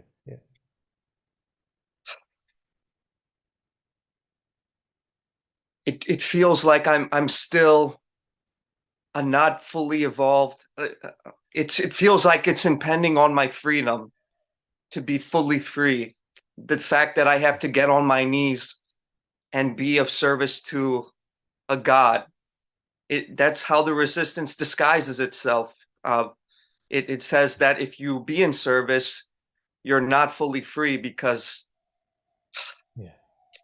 you're still not complete in yourself. You still have to bow down to someone. So I can see how that resistance is kind of dressing very beautifully to convince me that, oh yeah, that's right. Don't bow down. But I know in my heart that something doesn't smell right. Exactly. Very good. Very good. Very good. I'm very happy to hear this report because the trickster is that one, you see, who says, you are the absolute. Why do you need to bow down? You are one with God. Isn't this Advaita after all? There are no two. You see? So Ananta has lost it now. Something has gone wrong with him. That, he's saying that you must be humble, you must lose your pride, you must be in service to him. At the same time saying you are that which is the highest. So obviously it sounds pretty crazy. So, but the thing is that the one who wants to be the highest, while that still remains, and in the human condition, in the slightest way, it will always remain. In the best of us, it will always remain. So that one, the only position for it which is safe for your sacredness, for your holiness, is for it to be in servitude. Is for it to be in servitude. You see, the very one which is resisting this, because if you're truly the highest, if you're truly open and empty, and you are nirguna, pure awareness itself, then that has no problem hearing any of this. Yourself has no problem hearing any of this. The one that is resisting is the one that we have caught in time before it became Ravan fully. You see, is the one we've caught in time. And if you don't let go of that one and you make sure you bring it to its knees, then it will not contaminate your spirituality in the future. So, although this may seem like very strong medicine at the moment, it's very important, and I feel it's very timely because at least it's timely because at least you're able to look and you're able to smell it and say it doesn't smell right. That touches my heart somewhere. It's very good. It's very good. You see? Because not everybody is able to smell it. We feel that we are so right and we really got it so much that even the one who may have led you to the discovery of the insight, even his words you will start to doubt and say, oh, but then Maharaj said this and Bhagwan said that. You bring out the big guns, you see? Because your pride wants to rely on that and keep itself alive. So I'm very happy to hear your report, and my full blessings are with you. But Again, it's the infamous but. Father, I fear that I'm going to lose my sense of smell soon. That I may very well just become deluded one day, and I'm going to completely reject you and stop coming. Yes. So I don't know. Yes, I know this one. I know this fear. It's actually, even I have this fear somewhere that I may wake up tomorrow and be completely stupid, like completely deluded and identified. You see? So that fear keeps us humble, and in that way it is worthy. Don't let it become like overbearing or overwhelming. But it is true. We cannot predict about tomorrow. And because it is true, we cannot predict about tomorrow, then now I must be fully in this. Fully in this.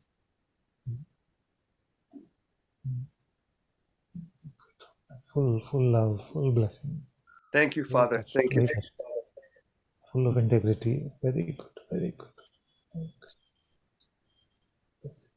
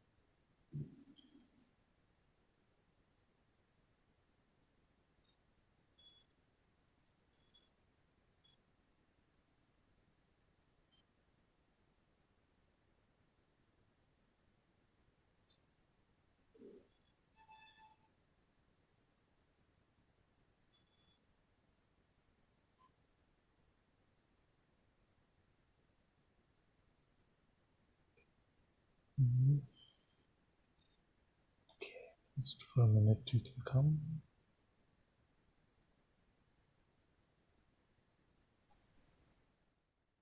Namaste.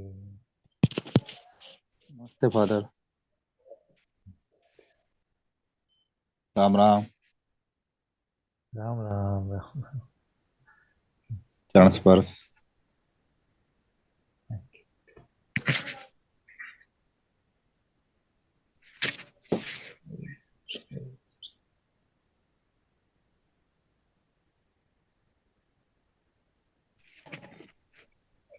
Very good. पूरा आशीर्वाद आपके साथ है और बस उसकी शरण में रहो, खुश रहो, चिंता की कोई बात नहीं है किसी चीज में. Thank you father thank you.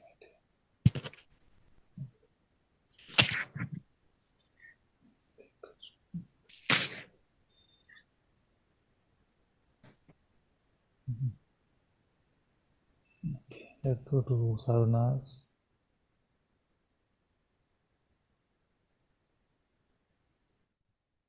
Hello. Hello, my love. You can put this back on. It's a bit. It's quite on.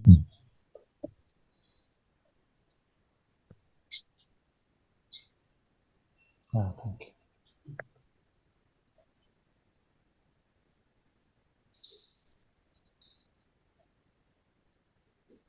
I don't want to raise my hand.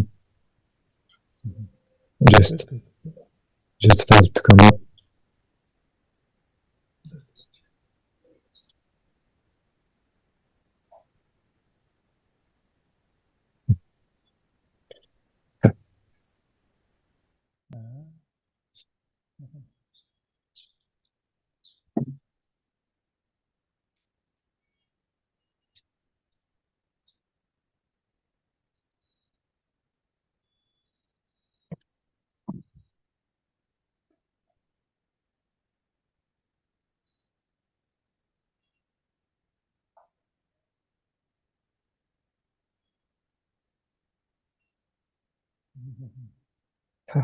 Looks good to me.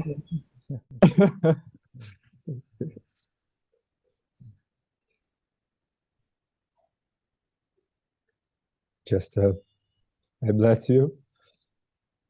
Thank you. Thank you. Thank you.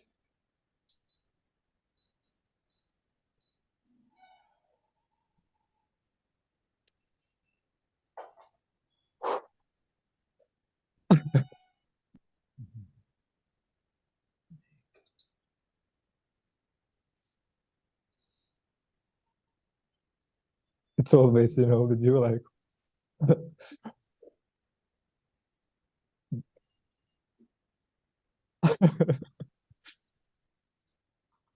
good.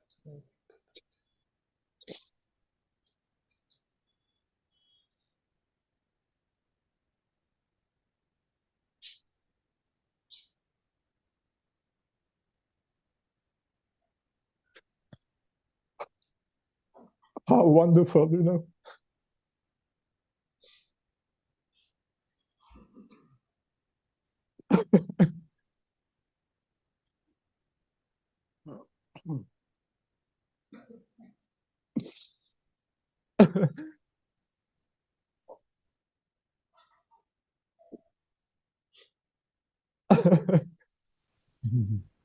So much love, so much love, so much love.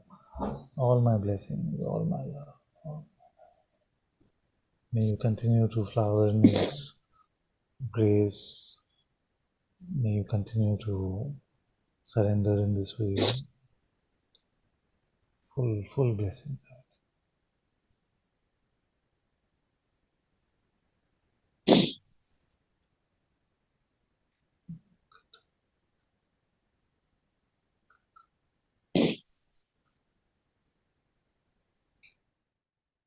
Thank you so much. And bless you all, Sangha.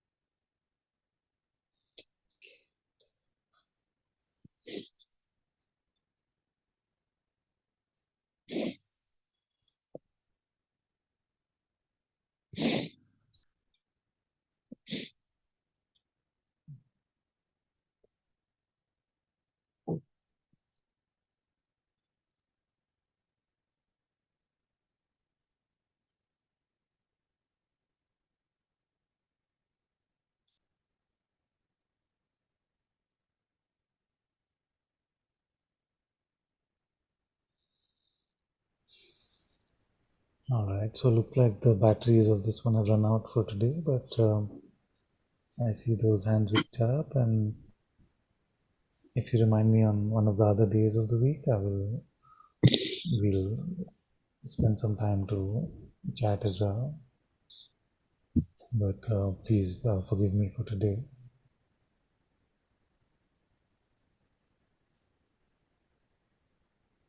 Thank you.